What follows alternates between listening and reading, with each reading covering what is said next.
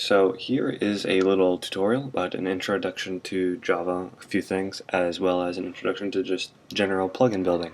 So we'll probably start off with just a really simple plugin.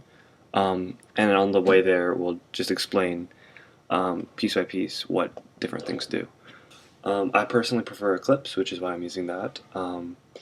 Most of the things will be the same no matter what you use. However, it's certain exporting things I find easier to be with Eclipse.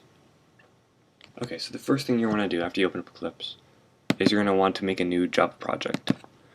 What this is going to mean is this is going to simply create a folder for you that you can store all the different files for this specific plugin in. The name of it doesn't have to be the exact same thing of what you're going to call it, but it always helps just to make it easily distinguishable for you.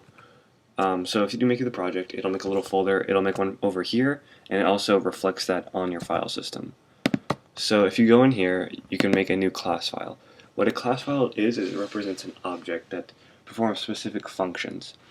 Java is a very object-oriented language, meaning that ideally you're going to want every class performing a specific function that adds to the whole system as a whole. In this very basic plugin, we're going to only have one or two classes doing two different things, and you'll see those a little bit later.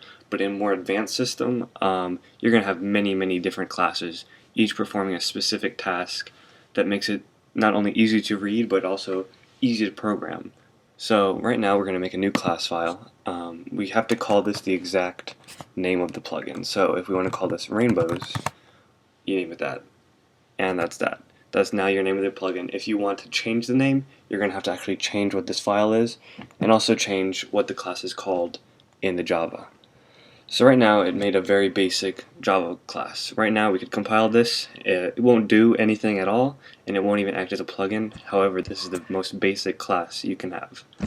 So now what we want to do is we want to make sure that the Minecraft mod, which holds all the different various things that we're going to be using, like plugins, classes, player classes, etc., that's all in the external jar that everybody has to download if they're using Minecraft mod, or the hMod, and that's right here.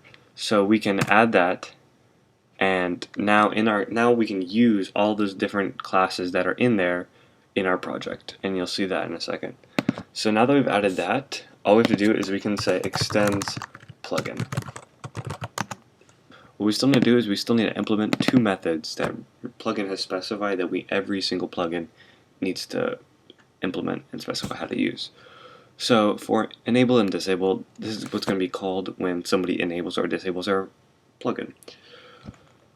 So what we can do is, what we might want to do is we might want to log the fact that our plugin has been turned on.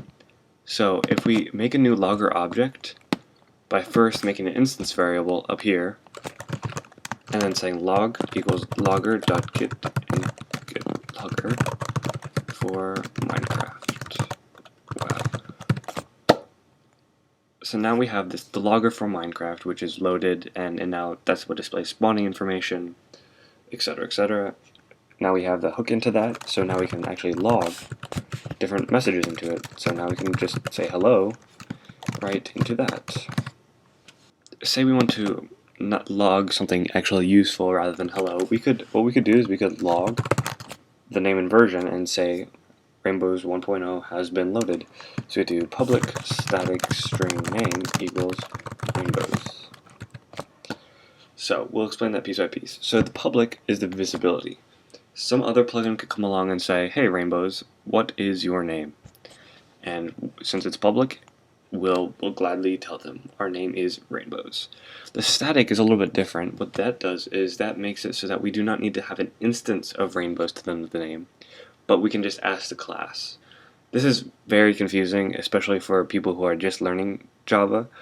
The way you can think of it is static things are things that every single instance of that class share in common, and also just the class in general has that specific variable.